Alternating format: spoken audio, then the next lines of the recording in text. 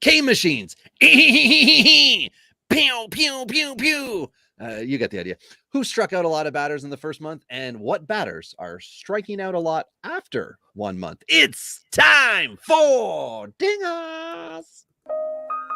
This is Dingers, way more than fantasy baseball. We keep it real when we talk and knock it straight out the park. Let's see the stats. What's the average draft position? What kind of plays you making? Check the wins above replacement. Check the lineups and the points. This I gotta see. What's your path to victory? Are they aiming for a dynasty? Get points going head to head. Please don't do me no favors. We're always watching waivers. Ain't no minor league. This is major. Yeah, Dingers. Let's go.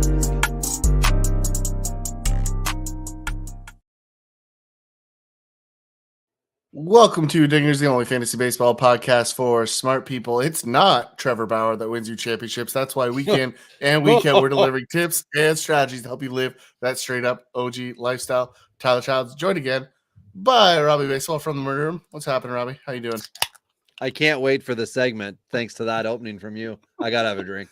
Yeah, I mean the amount of Bauer drops that you have going right now is heavy. It was heavy. It was a savvy attempt at an ADP play that definitely did not go the way that you planned. I mean, there's always an appeal, but you know, you're searching for starting pitcher now, Robbie. I can't appeal the hole I've dug myself in several leagues. So as we were talking about before, I'm looking for this pitcher. I'm like, you know what?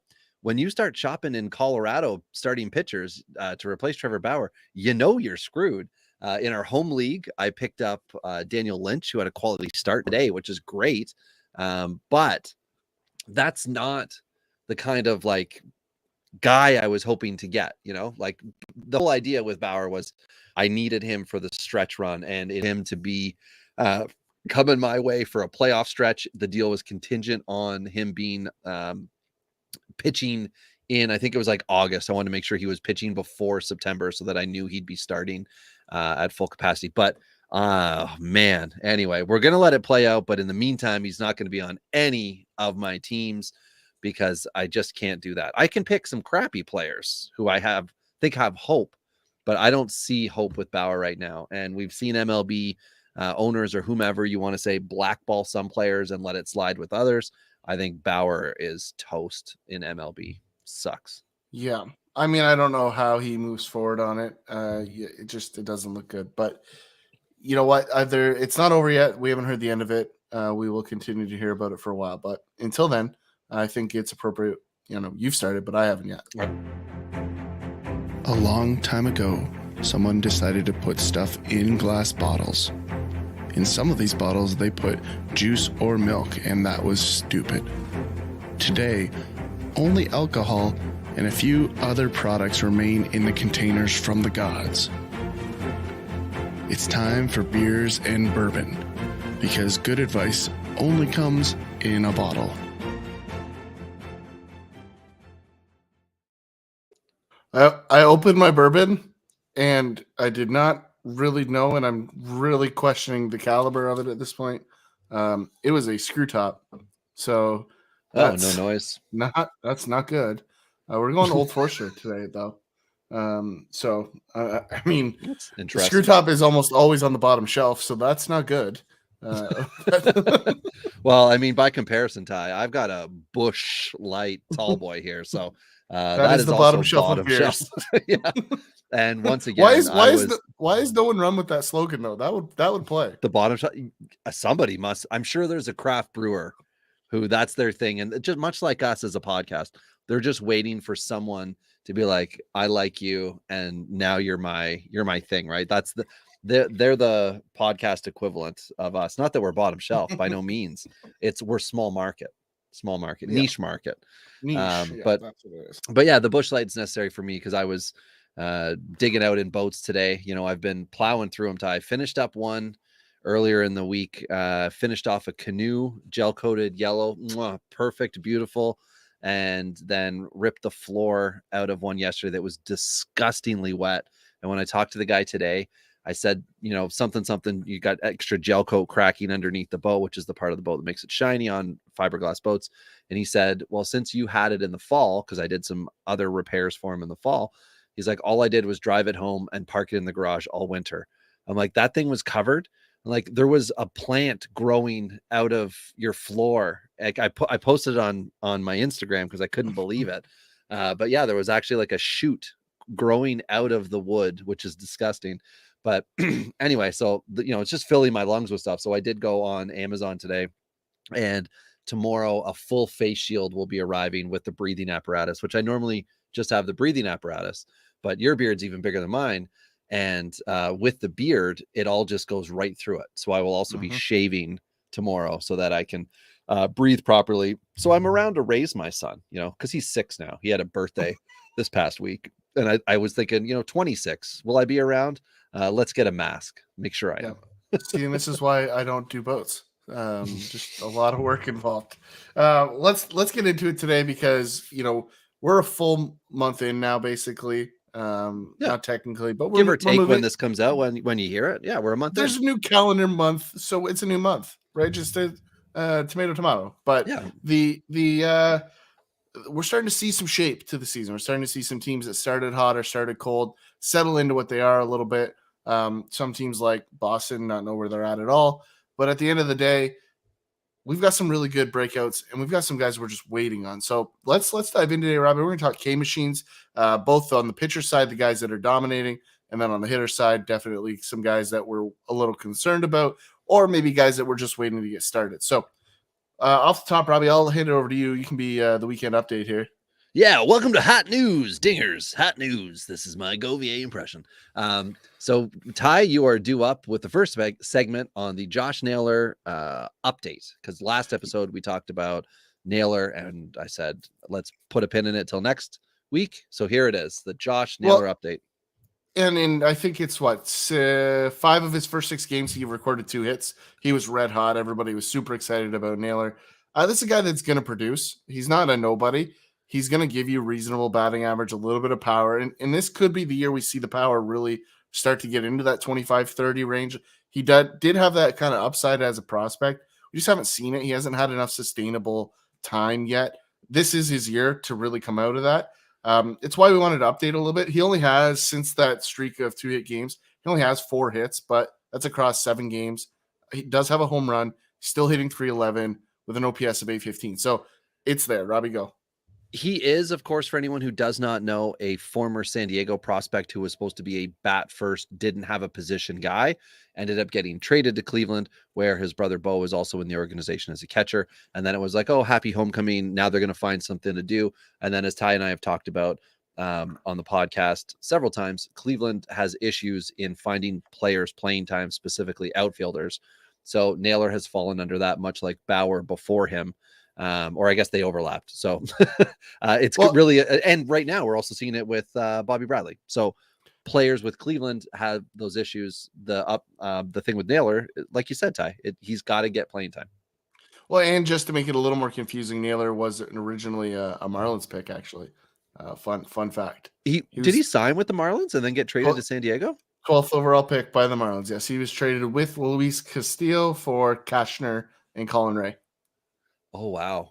So he was a high school drafted Canadian. Yes. Oh, geez. Okay, cool. All right. Well, that's it for that. Sad news for everybody out there, but sometimes you just don't take a guy with injury risk. And sometimes when redraft season is really heating up, people get so excited they throw caution to the wind. Well, Alberto Mondesi is out for the rest of the season, ACL. Dynasty, we had already pushed him back because there were K concerns 2 years ago. Then all of a sudden we got, that September where he was the best player in baseball. Well, the dynasty stock is at an all-time low. If you are the type of owner who has a few roster spots left and you are thinking, well, who can I roster that might help me out in the future? I got 2 names for you right now. Alberto Mondesi, because he's never going to be cheaper, because whoever has him is really frustrated and probably just wants him off the roster for something usable, someone healthy, and Trevor Bauer. And the Trevor Bauer one's not going to pan out. But if you are into that, that might be the way to go. Just talk to any of the Roberto Osuna owners out there as to how that's working out for you. Yeah, there you are, Ty. But on the good side, Mondesi out. We do have another stolen base machine back, and that is our boy Ronald Acuna, who's back now. He's 2 for 13. He was doing perfectly fine at AAA with the rehab. First game back, though, Ty, 2 stolen bases. And I was going to throw it in your face because you were like, he's not going to steal bases. And I'm like, I'm going to wait. And I'm glad I did, much like the Josh Fleming Twitter conversation last Monday, where a few very popular Twitter NFBC guys, whoever you want to, whatever, people with clout, people have written books are like, I guess nobody likes strikeouts and players with high K per nines. And I'm like, yeah, unless you've had Josh Fleming in Dynasty. And that's of course what we are, right? Dingers, the home of the Dynasty podcast. Hit us up at Dingers Pod on Twitter and we'll have that conversation with you. But Fleming was getting the love and Fleming's not that good. And Acuna is back and he's stolen a couple bases, but like Ty said, he stole a couple and that's it. Now we're waiting for more. I'm just glad he's back though. One of those hits was cheeky at best, like a check swing that got over the first baseman's glove. I forget who he was playing. Must have been Texas. So is that who they were? Yeah, it would be. We talked about it last weekend that I thought he'd be back for that series. Or Enlo. Never mind, not J-Lo. I don't know why J-Lo popped. Nate Lowe? Anyway, yeah, Nathaniel. Nathaniel. We need a better nickname for him. Like, I'm sure he's got one.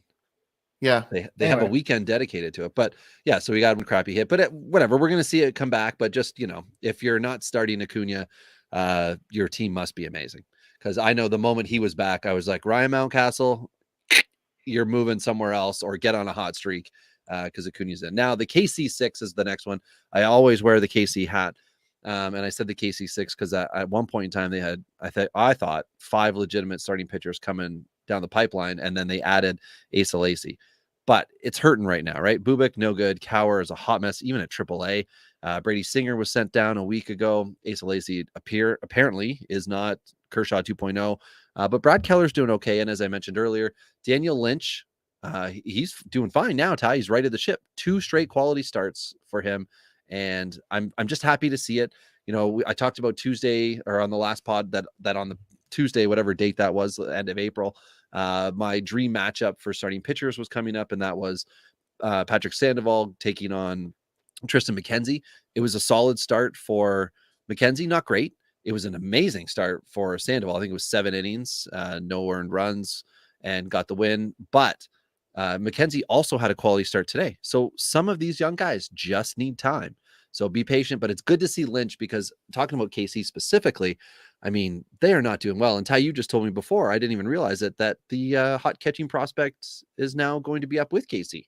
Yep. MG Melendez is going to be probably combo DH. Like, I think they're more or less trying to get some of those DH first base at bats that they're really getting hurt by off the field. So I think whether you see Perez take some DH days or whatever, I think that's just part of that process. Maybe they're trying to save Perez so they can trade him. Who knows? There's 100 different reasons why they want Melendez there, but I think they're very comfortable with him at the pro level right now. So that's that. But with the KC6 though, Lynch is the guy out of the group that I like the most. I think he has the most potential. He's going to have some bad days though, right? I think very much like a lot of young starting pitchers, like really, really good. And then his bad days are just going to be really, really bad. And you just have to be prepared to take that one when it happens. Yeah, and I honestly thought of that group, Singer was the guy, but it's obvious as soon as spring training was over, it was obvious that that's not how Kansas City is evaluating him. And we talked about it a bit on the last podcast. So if you haven't, got that dive, go back to that one where we do discuss it in further detail. I do want to wait a little bit longer on Asa Lacy though. The one positive thing I just want to flag from last year to this year, and it's small sample so far this year, so it can go up quickly. The whip is a little bit better so far. So if he can keep that under control, that's going to keep his home runs that I believe as he gets higher in the minor leagues and into the pros, I think home runs are going to be his biggest problem. And so that's the thing I'm concerned with. So if you can keep that whip down, keep guys off base, limit the damage on the home runs, then he's going to end up being a reasonable guy. He's never going to be Clayton Kershaw. If anyone thinks that that's the case, that's just wrong. That was a lot of draft fodder, was the comparables type thing of, what could it be, right? Or who could each player be? So anyway, somebody that could be a legitimate power hitting outfielder. Thank you to Ty for letting me know that this had occurred because I honestly missed it, which is funny because I have him on several teams and now I'll tell you the name. It's Jalen Davis, everybody, out of San Francisco's basement. When he was called up with the Giants in 19, 20, and 21. He had bench rolls each and every time. And as a result, he didn't even break the rookie threshold for at bats. Now, I think he did for time, so service time.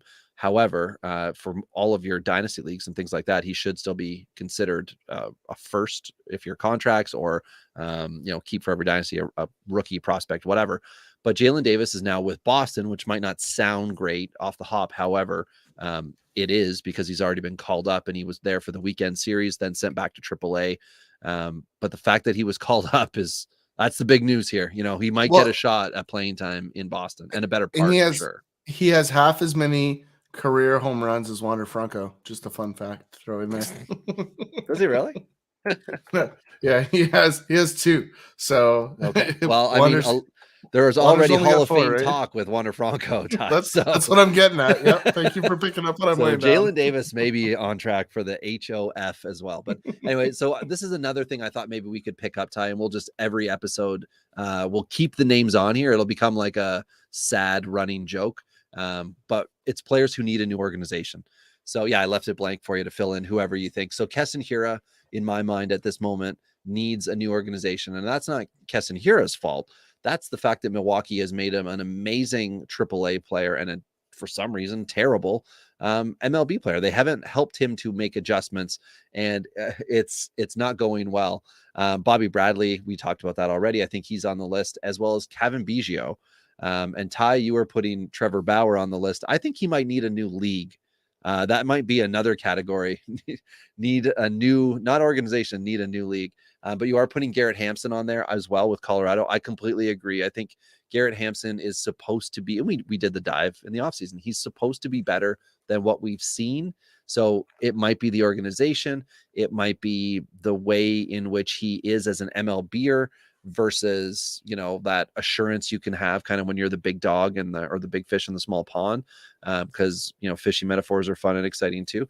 And then the final guy is somebody I'm on the fence on right now. And that's after seeing the series, the last 6 games, I guess, over the last 10 days or so, with Houston playing the Blue Jays and Jose Siri, outfielder, on the list. I have high hopes for Jose Siri, and what he did last year in a small sample at MLB was the sealer for me. And it said, this is what he can do on a competitive team.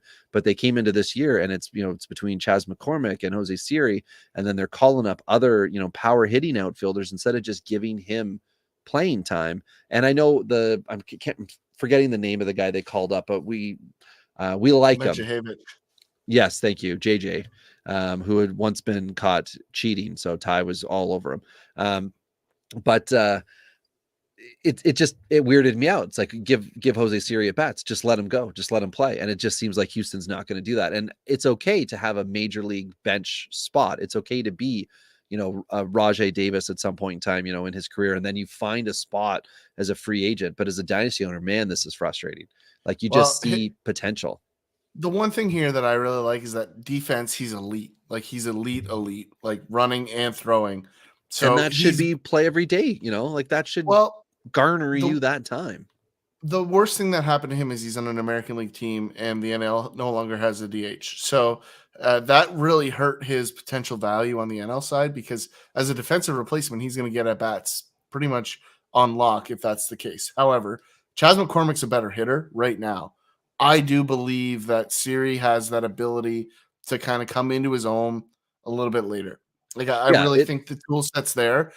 The problem is, and I think him on this list is completely appropriate, because on a different organization where he can get regular at bats, like he is a huge value add. So I could see him being the kind of guy that goes to like Pittsburgh for David Bednar or something like that. Right. Like when they want, I could see that. I could see that being a really, really interesting trade piece. And I think because of that depth you just mentioned, Siri's an obvious trade candidate because of the upside. And I do honestly feel like he's found money for Houston, because he did move around to several organizations, very much like Connor Joe with Colorado, right? These are guys who moved around because they weren't desired. Kyle Garlick, who had a great weekend, by the way, with Minnesota. He's another guy. He was off the 40-man. No one claimed him. He went to AAA, I think before camp started or very early in camp. and then gets back on the 40-man roster. He's back up, had an awesome weekend, and was also playing every day leading up to kind of a breakout weekend with like 2 home runs, 5 runs, 4 runs, whatever it was. It was a great weekend for him. And then something happened to him. I don't know if it was oblique, whatever the injury was. I didn't see what it was that Rocco Baldelli had said about him, but I got the gist that it is likely an IL stint. So if you are considering getting a guy, an outfielder, you might want to look away from Kyle Garlick unless you're able to IL him, and whatever you're going to be giving up isn't helping you win today. So, but anyway, that's just another thing, I think, a segment that we can keep going on. And if you have any suggestions, hit us up at Dingers Pod with names that you think should be with a new organization to do what they're supposed to do. You can hit Ty up at Tourney Boss or me at Robbie Baseball 1. Now here we go, Ty. The K machines. We'll start off with the starting pitchers. And all I've put in here are the K totals and the number of starts. And then we can discuss the fact that there are some 5-start guys who have a lower K count than guys with 4 starts and the fun of that. So I don't know if you want to go name by name or if you want to just rhyme it all off, and your call. Let's do the list and then group back. Sure. So we've got Corbin Burns with Milwaukee leading MLB, 43 Ks, 5 starts. Shane McClanahan with Tampa Bay, 42 Ks and 5 starts. Kevin Gossman with Toronto, 41 Ks and 5 starts. Carlos Rodon with San Francisco, 38 Ks, 4 starts. Eric Lauer, oh my goodness, for reals, 34 Ks and 4 starts. Aaron Nola, 34 Ks in 5 starts. Kyle Wright, the breakout now with ATL, 34 Ks in 4 starts. Joe Musgrove with San Diego, 33 Ks in 5 starts. And Max Scherzer, the washed up veteran, with 40 Ks through his 5 starts, which are still, his 5th start is still going right now, because he's amazing. So it could be that at the end of tonight, you have Burns, Scherzer, McClanahan as your top 3. But regardless, having Gausman up there, I'm a little surprised. Having watched him pitch, I didn't realize how well he was doing. I guess I just was thinking, I was just thinking about more things in the games and just like not realizing that he was K'ing so many. I mean, honestly, I think and I was talking to a buddy of mine this afternoon after the start, like Kirk is deserving of at least 6 or 7 of those strikeouts, right? Like Alejandro Kirk has become a phenomenal pitch framer, and specifically for Gausman, because you know what you've probably heard just briefly is he's good at catching the bottom of the zone. He's really started to get better at the rest, but honestly, he picks so many out of the bottom, and he does such a good job of it. I bet you at least 7 or 8 of those for Gausman are Kirk, and I think you will see Kirk catch him the rest of the season because he's pretty quick to the plate. It kind of neutralizes the running game. Kirk's not going to get run on as much as he could. So I just think that's a really interesting pairing, but I think it's a really good one. And I think that's the thing you're not going to hear about Gausman this year is his catcher helping him get those. But I mean, he's been as good as you can ask for so far. Oh, definitely. Yeah. I mean, we talked in depth about Barrios and what's going to happen with that. And we'll have to check back on him next week, because that's going to be the end of my 6 stretch time frame with Barrios. And when I last looked, I think he's 2-0 with a 4+ ERA. So he's making the best of it from that rough start. But Gausman he's just been solid, steady Eddie.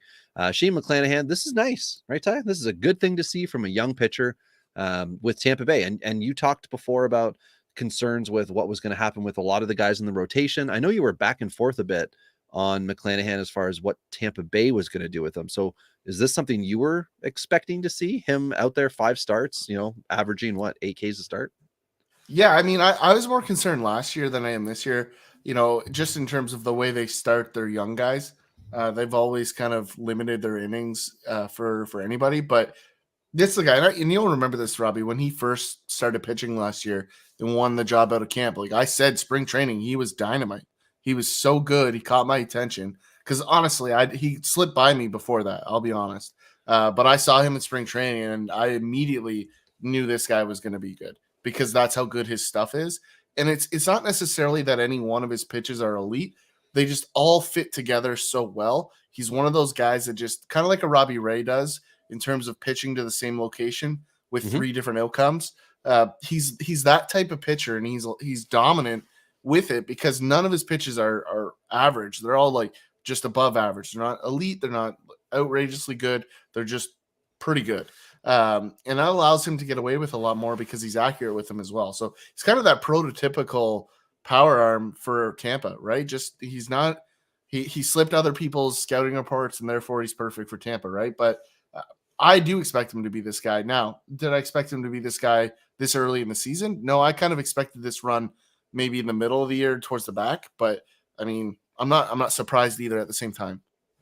Right. Yeah. And I mean, we're talking about guys who at this point in time are kind of lining up for 200 plus Ks comfortably as we are, 4 and 5 starts through this year. And these guys will still have 25 plus starts left of them. So Corbin Burns at 43 leading MLB. I mean, really, it's not surprising at all to see that his name's on the list. McClanahan's a bit of a surprise. Gosman, again, he started very well last year. Carlos Rodon, I know you were really happy with the signing with San Francisco.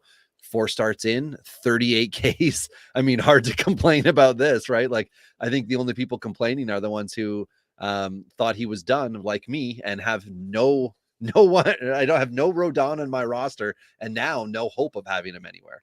Well, the only thing ever that anyone should have anything bad to say about Rodon is, can he stay healthy? The stuff, there's no argument about the stuff, because if you're arguing the stuff, then you've never watched Rodon pitch. It's like Brent Honeywell, right?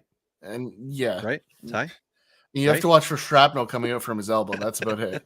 I tried to get a Honeywell mention in. I mean, some point in time. yeah. The next time you hear about him is he's going to be coaching high A somewhere.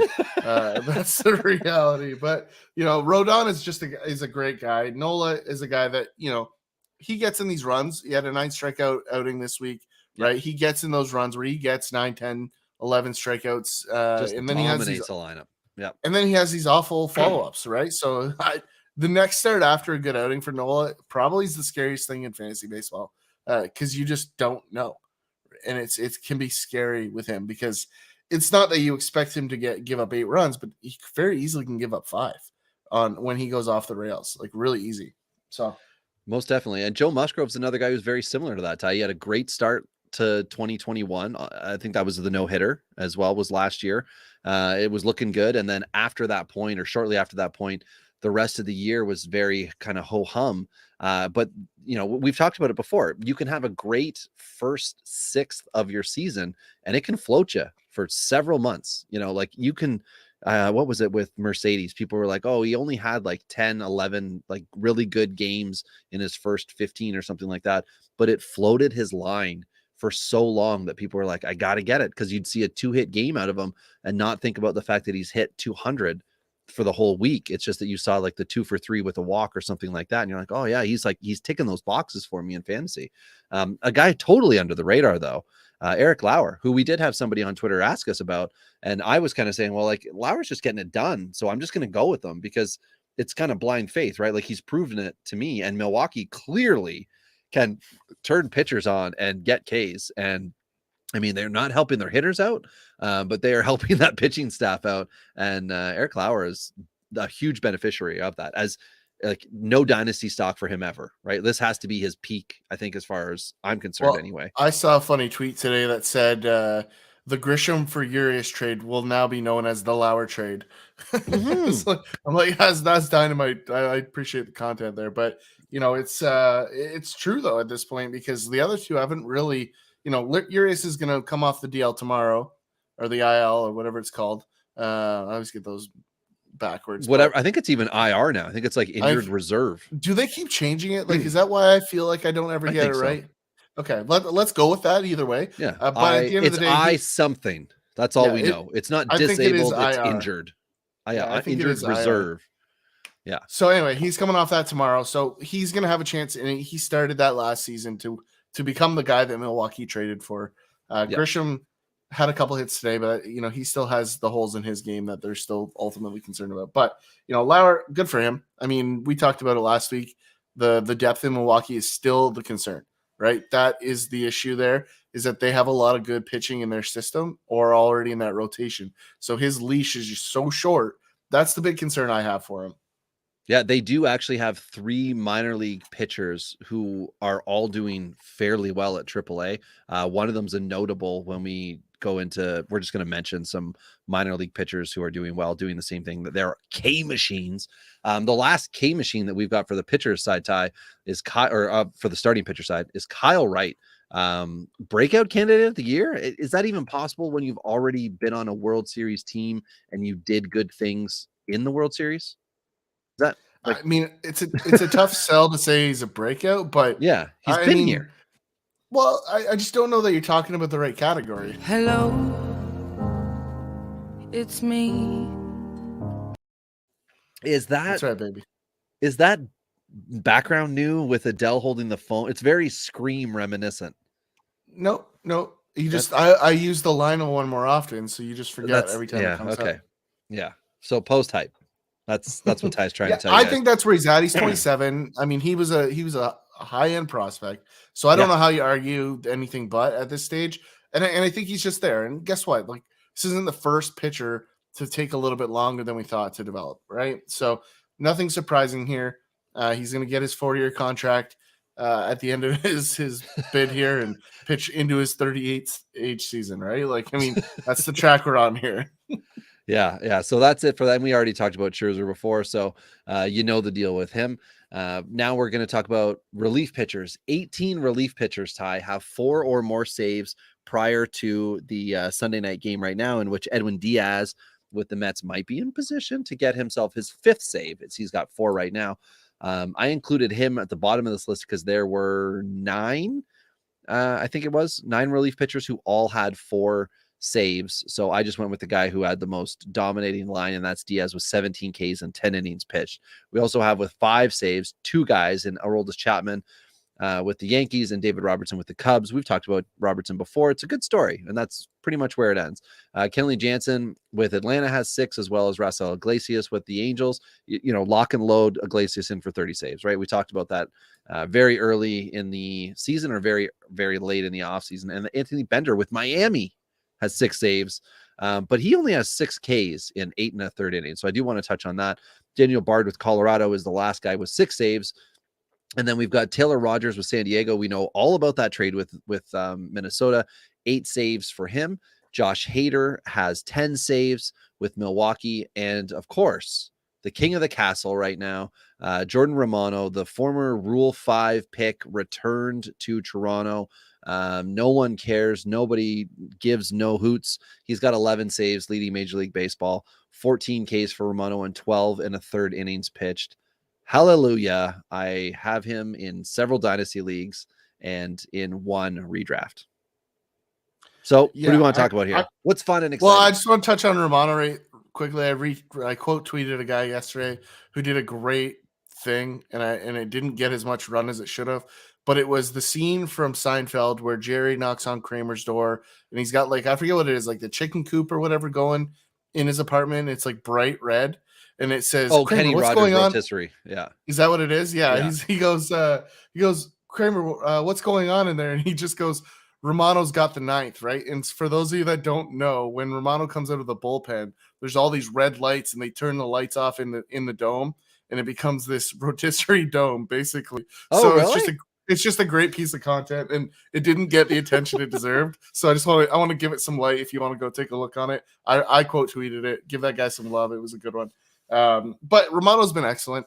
I think the one thing I'm still concerned with Romano is he's a 2-pitch guy, and last year we saw the 2 different types of sliders with Romano: the slower, almost curve-like slider, and then the tighter, sharper slider. And he finished the game today with the tighter, sharper one, but he's been throwing that slower one more often. And the one thing in the Bregman at bat in the 9th today really kind of highlighted my concern is if it wasn't for George Springer, that game and that save is blown because he hit a hard ball to the warning track because he saw 6 fastballs that major league hitters can hit, right? So right. It's just, if you're not, it's this thing you always heard me yell about with Russell Martin in Toronto, and it's not the catcher's situation here, it's the pitcher's situation. But if you throw enough fastballs to major league hitters, they're going to do something to it. So, that's just the nature of the beast here. That's my big concern. But he throws a 99-mile-an-hour fastball. You're going to get away with more than the other guys will, but it's still the concern I have there.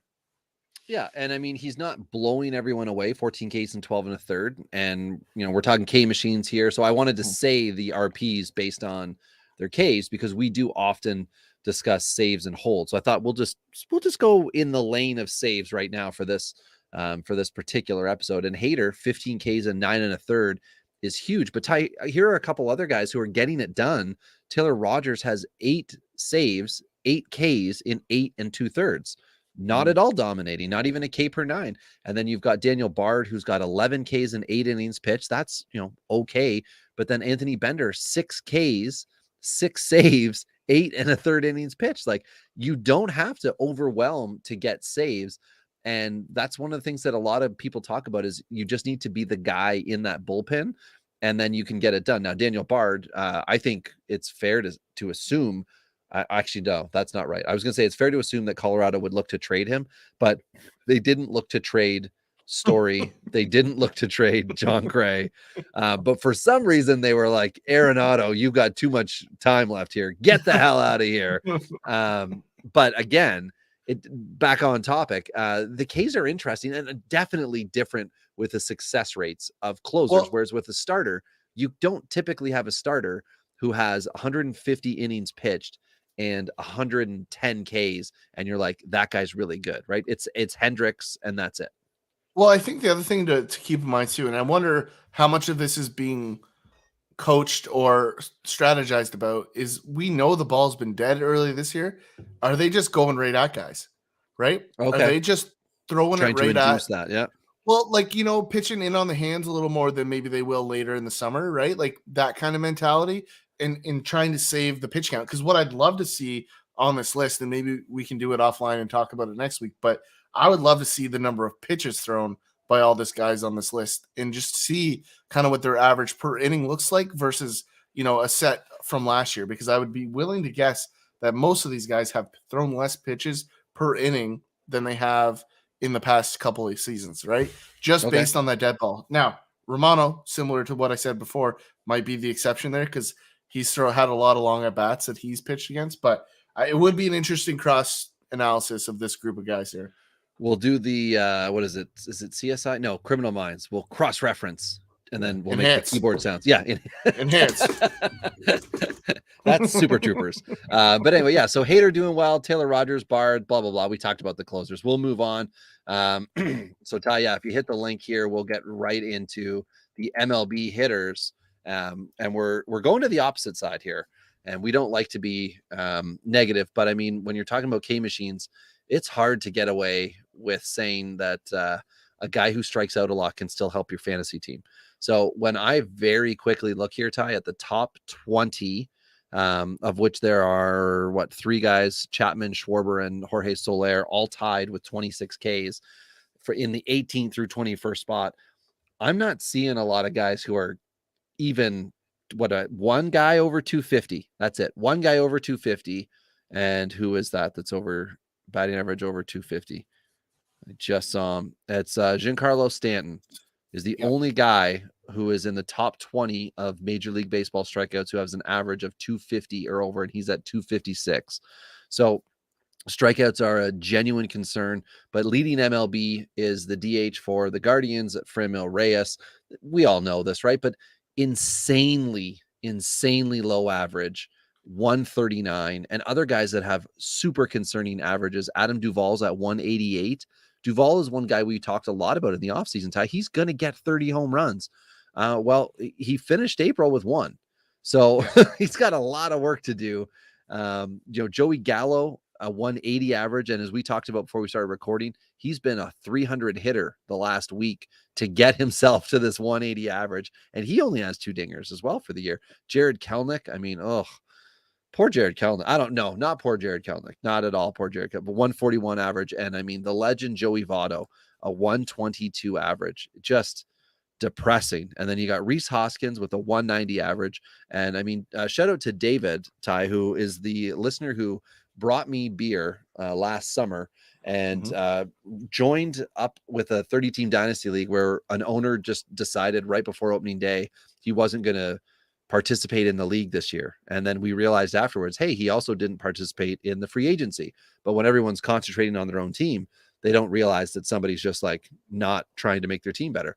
So anyway, David stepped up, came in, and he has been scouring the waiver wire. And this is a 30-team league.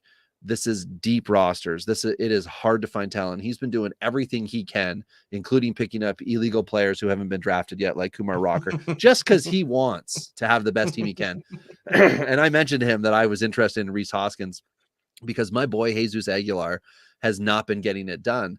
But until this week, of course, he's started to pick it up. But here we see Rhys Hoskins, 13th in MLB in Ks and a 190 average. Not ideal.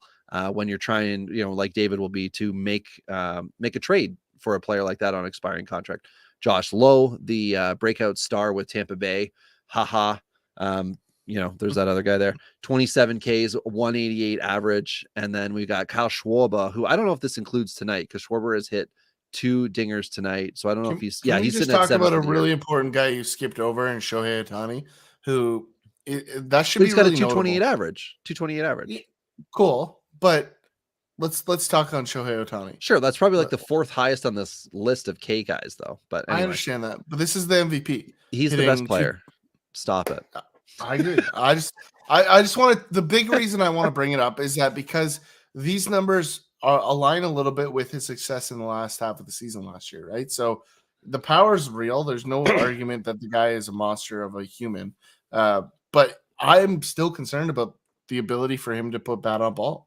I really am. And that lineup is so much deeper this year than it was last year, right? He has arguably one of the best players, if not the best player in the league, hitting behind him, right? And he's not producing. So I'm concerned. And I think at the very least, I'm concerned for this year's production for Ohtani. I just want to touch on it because, there's no argument for me that he's good. It's just a matter of like how it's good. The type of good, right? Yeah. Yeah.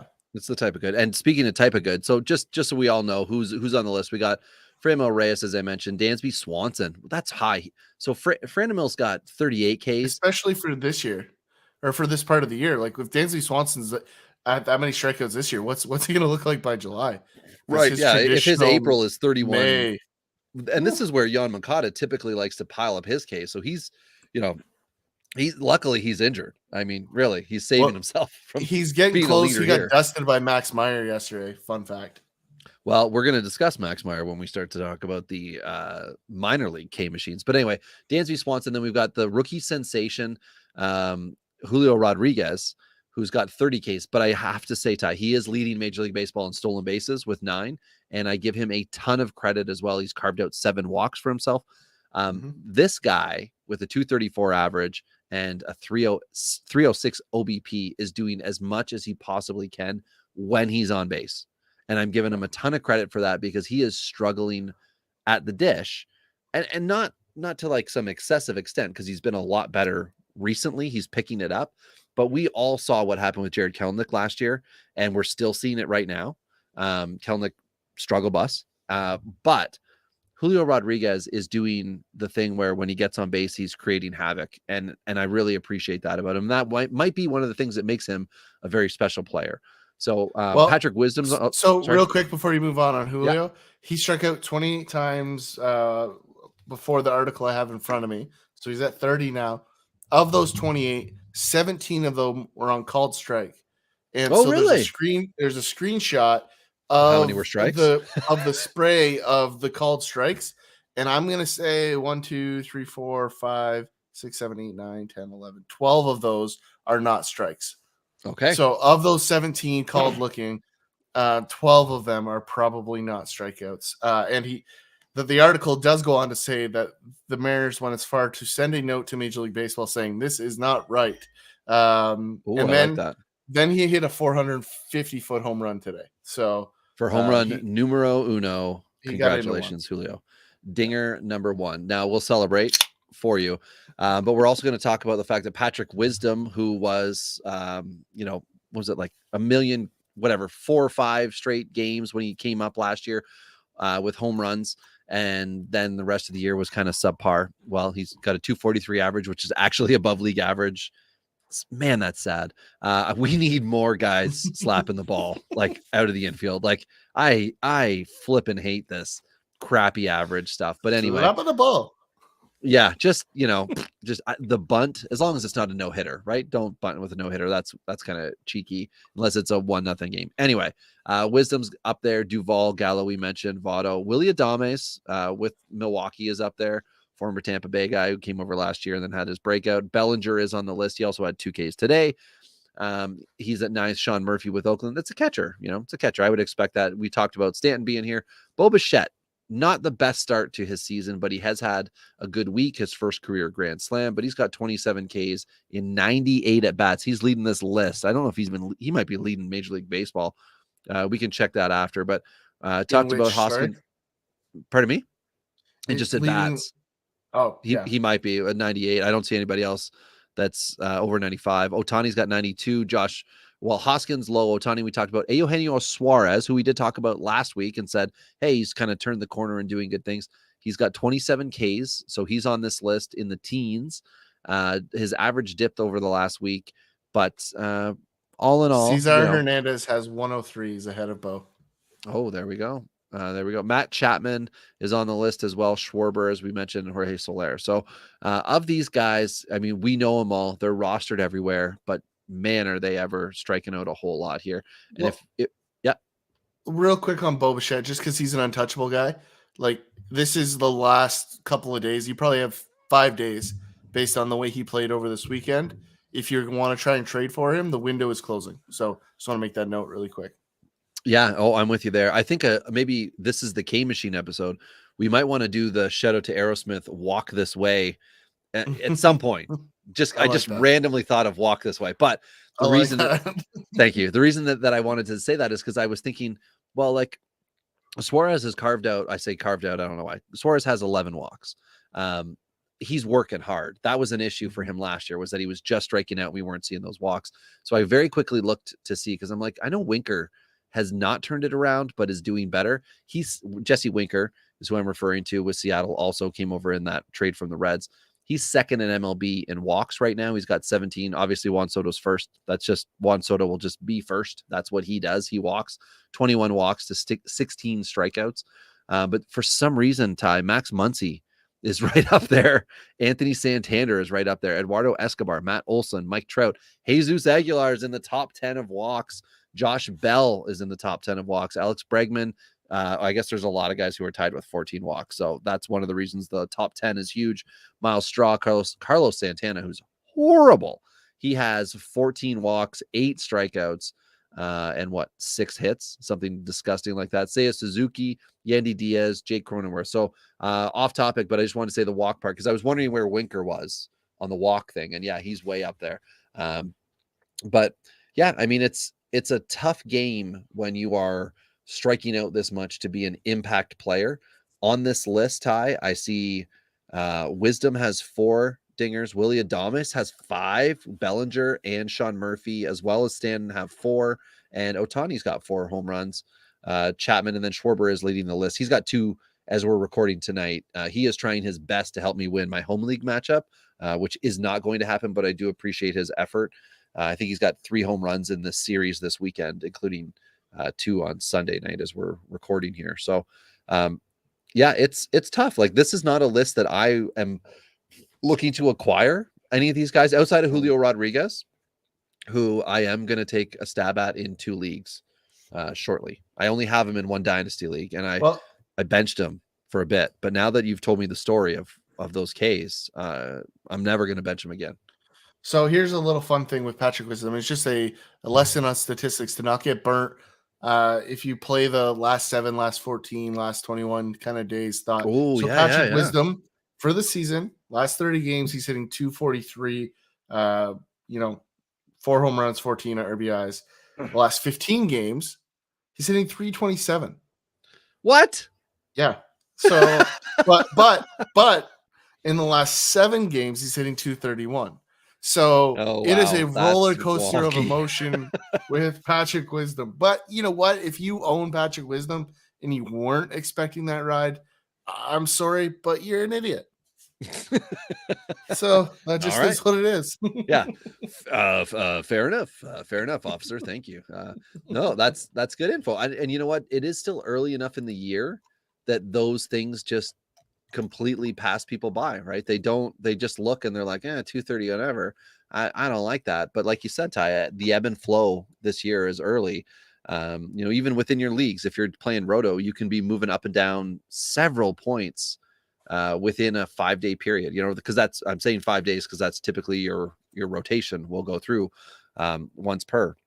So a lot can change when you have pitchers who, hit a good stretch. And for everybody out there, I'm sure Patrick Corbin is available in your leagues right now. He did have a quality start this week. I just wanted to mention that. I know people are like, Patrick Corbin's terrible. And some people were saying Patrick Corbin's going to have a great year.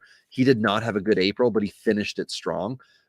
Consider him as your final pickup in some of your leagues. Just a thought out there for some people, because Washington's putting up runs. They're not doing it. Okay.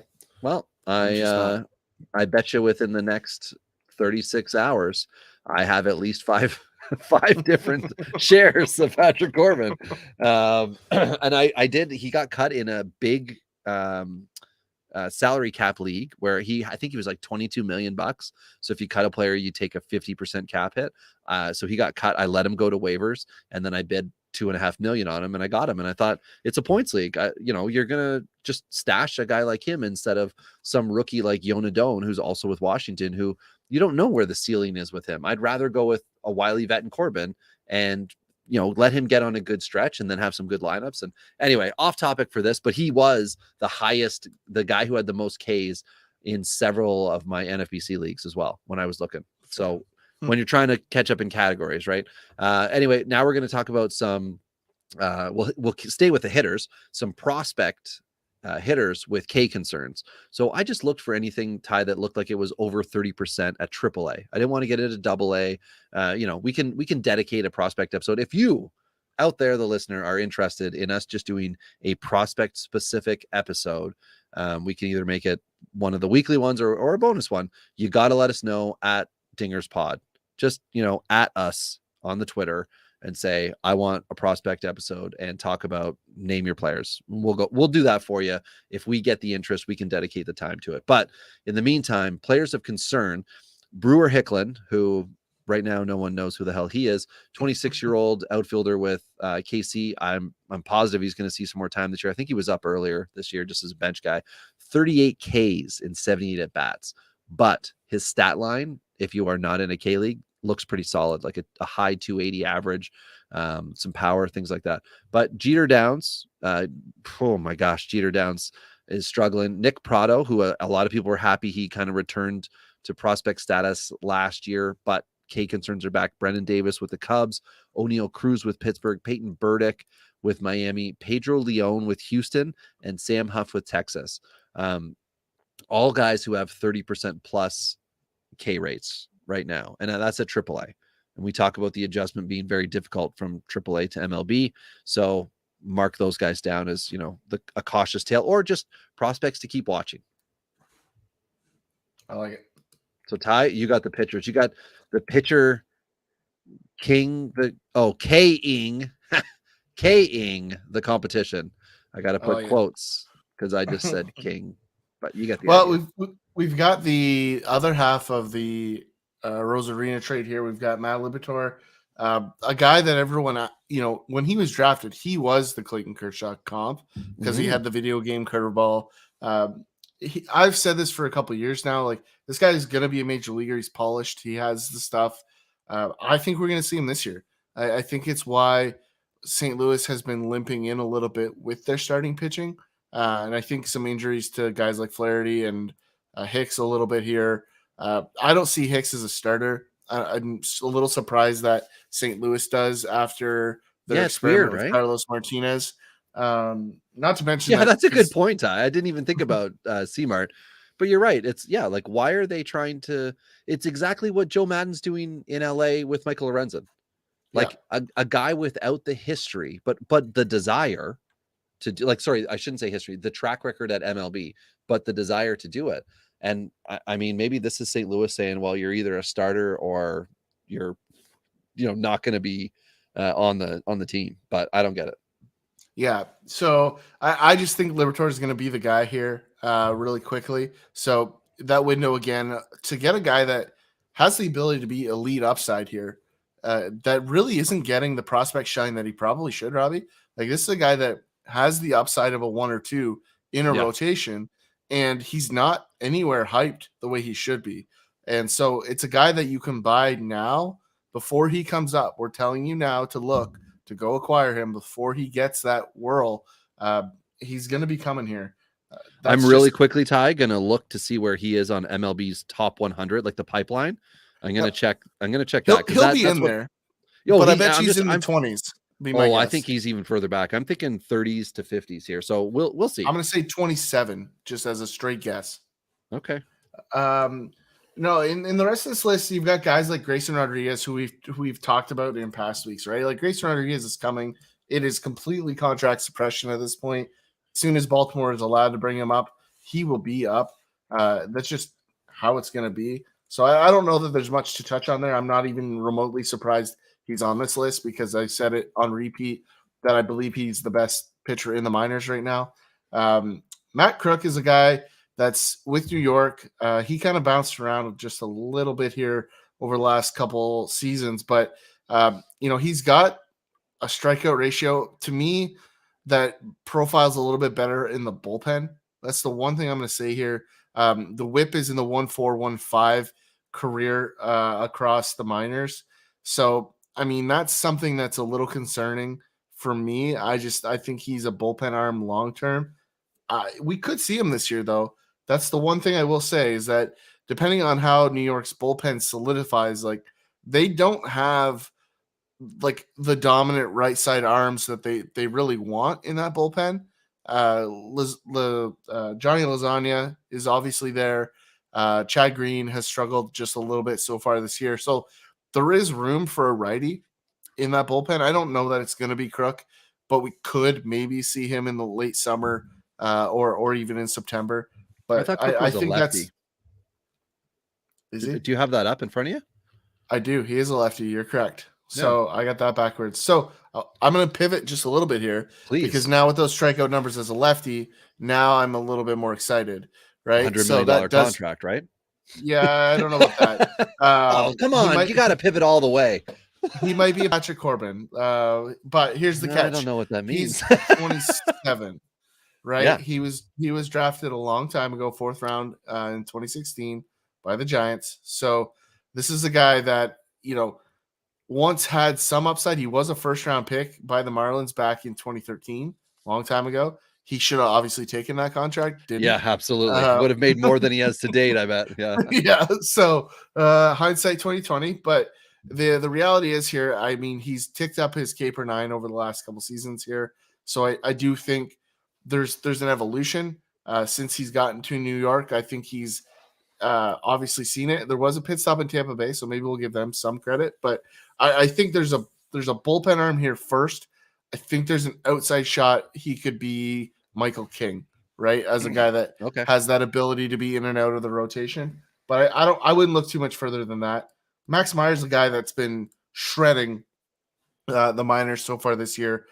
We've talked a little bit about his stuff and how good it is already. But at the end of the day, he struck out Yohan Moncada and Robert Acuna Jr. in the last week. So that's something. Rob, is there anybody on Meyer you want to touch on there? Did you say Robert Acuna Jr.? I'm sure you did.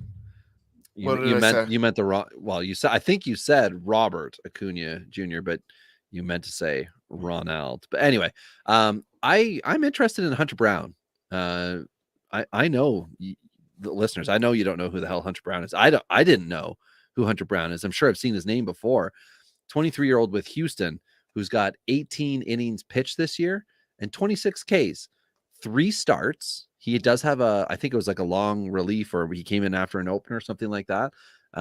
So he's got 4 games this year, but like, just take note of that guy. And I'm going to very quickly check, because I meant to do it before, to see how low his rostered percentage is. But the last Brown that I remember caring about was Kevin Brown, a longtime Dodger. So fun fact, Hunter Brown was a Canadian collegiate pitcher at St. Clair College in Windsor. Whoa! And the coach pumped his velo up, caught the attention of the Wayne State coach, and now he got drafted. So this is a cool story. One of the guys in my office, actually, who is in our home league, Lee, is friends with Hunter. So I get inside information on Hunter's outings, and he's been very disappointed with his location in the last couple starts. So I think we can all attest to our ability to hit the broadside of the barn being difficult. And I do believe the arm is there, Robbie. I will say that I'm through looking these St. conversations. Clair College. How exciting! Before he went to NCAA in 17, he had himself a year. Not that he hasn't since. The ERA. This is a good arm. Yeah, definitely. And at 23, he's young enough to be moldable, but he has not yet had the breakout. Certainly walk concerns are here. Like I'm just staring at numbers here, and I'm seeing 2021 finished 50 walks, 131 strikeouts, which, you balance one with the other in 100 innings. Like that is jumping off the flipping page. That was at AA and finished the year at AAA, but so serviceable. Like, well, we're going to see him in the bullpen. You know who he's going to take the path of is Christian Javier. He's going to get the bullpen innings. He might see the multi innings, and then they might move him into the rotation later. But I think that's what you're going to see. Based on what the right hand looks like, very similar to what we just talked about with the Yankees. Like the Astros have a decent bullpen. It's not bad by any stretch. But if you look at the guys like Phil Maton and what's the young guy? Is it Abreu? The other young arm in that bullpen? I can't. Sorry, what pen are you talking about? Houston. Yeah, there's another young arm in that bullpen that throws pretty good velocity, but hasn't had a ton of success. I could see Hunter Brown flipping either of those guys. Like Maitan just has a slider, and if he misses it, it gets banged pretty hard. So, that's the reality that they have in that bullpen, especially with Javier moving into the rotation. Like they do have a weakness in both long relief and in high leverage. So, if they can bring in a power arm, Hunter Brown might be that guy. So this is a guy that really could reach pros this year. I must apologize. So in Yahoo, he's 0% owned with only 4 ads over the last 7 days. That's site wide, of course. But on Fantrax, home of your dynasty leagues, 17% owned, and that percentage went up by 0.6 over the last week. So Hunter Brown, although I've been sleeping on him. Clearly, I needed a larger sample. I was not sold on the walks because trust me, I combed minor league baseball I just went through it all as soon as the offseason hit, and I started to narrow down from 500 potential pitchers to 4 to 3 to 2 to 1 to try to figure out a comparable way to evaluate pitchers that are at high A doing good things and guys that are at AAA or who went AA, AAA like Brown did last year. And it must have been the walks that just made me say, I am not ready to put Brown in that kind of camp. But 17% of guys who are playing on Fantrax do. So I bet you he is rostered in several leagues that I'm in. And I just flat out don't know. Yeah, every single league, every league I'm in, he's rostered in, except for the reboot league that I recently joined. So that's very interesting. But again, it's fun. I mean, he doesn't have value, right? He might be rostered, but you can't tell me that whoever has him is like, oh, I've been waiting 4 years for him. No, there's no way. And I think he's still very accessible in almost every format. But the arm is there. I think that's the big key here. And the takeaway, the K numbers are there. Profiles as a really good bullpen arm. And I think that's where he's going to end up. So Kyle Muller is a guy that I don't really know what to do with, Robbie. I'm going to be honest with you. Well, we were trying to figure out if he was up, right? We think he's going to start on Tuesday. By the time this comes out, that start's probably happened. Yeah. Well, and the big thing for me is the K numbers are interesting, right? Like you've got a very reasonable K per 9 this season specifically at 12.8. But prior to this, only a brief bump in 21 over the 10 number. And to me, unless you've got an elite sinker, which usually means your whip is going to be a little bit lower, it's concerning for me because he kind of falls in no man's land across the board, right? Like ERA is not really elite at any point. The K rate's not elite. The whip's not elite. It's just all okay, right? I don't see enough here to be a great pro. I see enough here to be a quad A guy. And so that's my concern with Muller. I just don't know that he's going to be there. And the eye test certainly hasn't, moved the needle for me in that direction. So I don't know if you feel a little bit differently. I know we were talking about the possibilities of him being up, like you said, but I don't see him as a guy. I see him as holding the spot for a guy like Soroka or potentially trade acquisition if the Braves are active again this year. Yeah, I mean, I like him. I do think that there is something there with him, but Atlanta's loaded, and we will have to see. Thanks to Kyle Wright being really good, it could be harder for him to carve out a long-term role. And it is an Atlanta doubleheader on Tuesday, so maybe by the time you're listening to this, he has started, and you can have a look at that. And they may already be saying when his next start will be. What I will say is both Ty and I were looking on the NFBC site, and maybe there's a rule, maybe there's a thing where if you haven't drafted a prospect, they are not available until a certain time. But MJ Melendez was available, Ty, without having an MLB at bat to his career. And Kyle Muller was not available to either of us when we looked on NFBC. So what up, NFBC? Why could I not go and get him now, assuming he's going to start on Tuesday and possibly line up for a 2-start week the following week if he's successful and Atlanta wants to keep him around? So that's my biggest beef with him, is I think he's going to be serviceable. But I don't know what the realistic ceiling is for him. So yeah.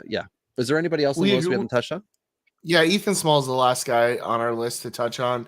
It's a guy in the Milwaukee system, left-handed arm. We talked about this last week that we were going to bring it up with the lefties in Ashby specifically, who's the guy that everybody wanted to love this offseason. And they forgot about Eric Lauer, who has seemingly kind of stole some of those innings for now. But I really think Ethan Small's the guy here. He's pitching to a 1.54 in his 5 starts so far. It costs 23 innings, 31 strikeouts with a whip of 107. This is the guy that you want in the back end of your rotation in July and August, right? So I do think they're going to keep his innings down. Like, this is a guy that's you can see it already. You've seen 5 games, right? And 23 innings. So he's averaging just over 4 innings a start. To me, that screams Milwaukee is saving his innings for later this season, right? So these are big flags that you need to pay attention to know these guys are coming, right? Like, they've already tagged Small as a guy that they're going to have in this rotation later this year. So that's assuming, and anything can change, that Lauer doesn't establish himself as an elite 4-5 guy, and that Ashby doesn't force his way into that rotation and push a guy like Adrian Hauser out, who, has been great. So there's definitely a luxury of riches in Milwaukee's pitching stables right now. Yeah, and I mean, thank goodness for health, right? That allows them to have the good problems, whereas other teams are struggling. So, Ty, I want to put an idea to you here. So, a lot of it is karma related. So, Hunter Brown in a 30-team points league is rostered by the team that I mentioned earlier that cut I think it was $16 million Patrick Corbin. Okay, so they took an $8 million cap hit to just have him off their roster. He then went out and had a very good start this past week. 19 points is what he got in a points league format. Do I offer Patrick Corbin, who I picked up off of waivers, for his Hunter Brown?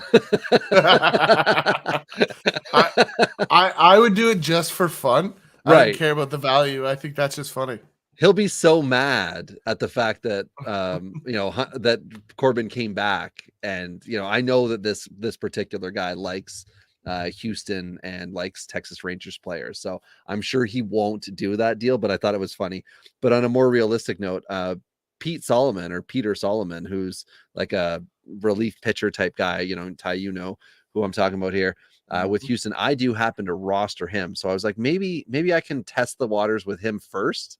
And then once he declines that trade, then I'll come back with Patrick Corbin and say, oh, did you want like an MLBer? I don't think I'd actually want to do that because I wouldn't want to accept it, because I actually think Patrick Corbin has a lot of good baseball left this year. So, yeah. Anyway, I'm doing the Solomon for Brown offer now. There, it's in. It's gone. I think that's actually a very reasonable trade offer, because I do think Brown is a reliever and I do think Solomon's a starter. So I do believe that value is there. There we go. All right. Well, that's the Well, list. I'm also a Solomon guy, so maybe that's a little bias. But hey, if you got to be a guy for somebody, because you have to have that, that conviction to just want good things, much like I do with my dudes Jose Siri and whatnot. It looks like Veerling with Philadelphia is just not getting time. We're gonna have to do an episode the second half of May, when guys should be rookies should all be over the 150 at bats, or 130 at bats, sorry, for the rookie threshold and all those things. So we can talk about guys that are rolling and up and down. But in the meantime, we took care of the K machines on both sides tonight. I think we did a very good job. A lot of people who may not have been thinking about the concerns with Ks could either relax, with their own pitchers or whatnot, or could now be a little concerned with their hitters. And, why are they rostering 3 guys who are in the top 20 in Major League Baseball? Because I know I saw a few guys that I have on teams in heavy rotation, and I'm like, that is probably hurting me a little bit. Well, it's easy to be scared of some of these big strikeout numbers, especially this time of year, and we see it all the time, Robbie. Like, people make mistakes, and people jump all over guys, and I'm happy to grab those guys off waivers when they're available in my leagues. So keep that in mind. This is a good time to go searching and buying low on guys, but you have to look into the details. So don't get lost in this guy was good last year. Don't get lost in this guy could still hit 40 home runs. Go look at the underlying things, like we talked about with Julio and others along the way here, and go find that gold and go win championships. That's why we're here. But until next time, it's been Rob and Tyler here on Dingers.